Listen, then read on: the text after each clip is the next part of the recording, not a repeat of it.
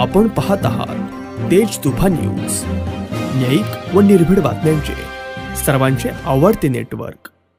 महाराष्ट्र राज्याचे कार्यक्षम मुख्यमंत्री नामदार अजितदादा पवार यांच्या वाढदिवसानिमित्त जनविश्वास सप्ताहाचे आयोजन 22 ते 31 जुलैपर्यंत करण्यात आल्याची माहिती देण्यात आली।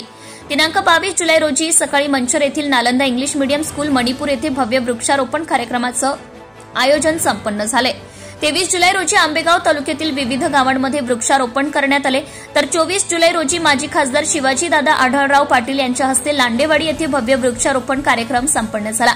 दिनांक 25 जुलै रोजी कळंब येथे रक्तदान शिबिराचे आयोजन करण्यात आले होते। यावेळी कळंब येथे सदर भव्य रक्तदान शिबिराचे उद्घाटन चेअरमॅन अनिल शेठ भालेराव यांच्या हस्ते तसेच पुढील मान्यवरांच्या उपस्थितीमध्ये करण्यात आले।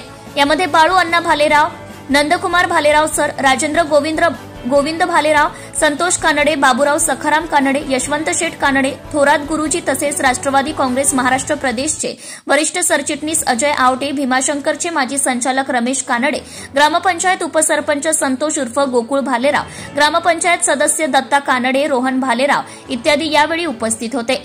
आज सकाळीच पावसाची सुरुवात झाल्यामुळे सकाळी रक्तदानाचा व रक्तदात्यांचा वेग कमी होता, परंतु दुपारनंतर तो वाढला।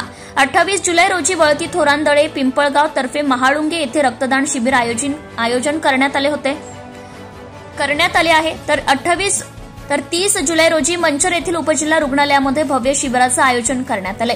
या शिबिराचे उद्घाटन आमदार दिलीप वळसे पाटील करणार आहेत। 31 जुलै रोजी महिला सक्षमीकरण मेळाव्याचे आयोजन शिवसंकुल लांडेवाडी येथे करण्यात आले।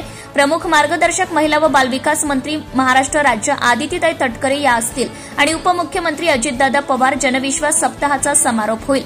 मुख्य संपादक आयुब शेख, तेज तुफान news channel, Ambegaon, Pune. Subscribe now and press the bell icon.